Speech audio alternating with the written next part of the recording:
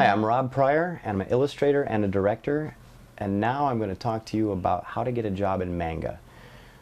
But better to put it this way, how to get a job as an artist in general, because it's about the exact same thing.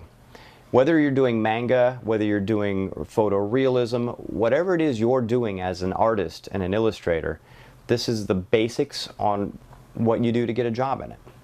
The very first thing that you're going to want to do is put together a portfolio. Your portfolio needs to consist of art that you've done, so you can show what it is to whatever publisher you go to, your ability as an artist.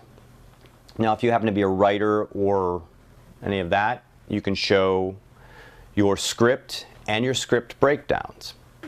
When you start to show your work, if you are a writer or you have something that you can show that you can break down an illustration from written word.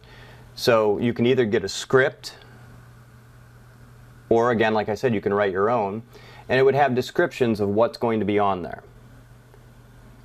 Then as an artist, what you're going to do is you're going to illustrate that, showing the publisher that you're going to that you know what you're doing. Not only do you want to make sure that you can break a script down, but you also have to have a portfolio. In this particular instance here, this is a page from one of my old portfolios that show different things from comic pages. And it shows different styles that I'm able to do. That's what you need to get a job as a manga illustrator, as an illustrator in general.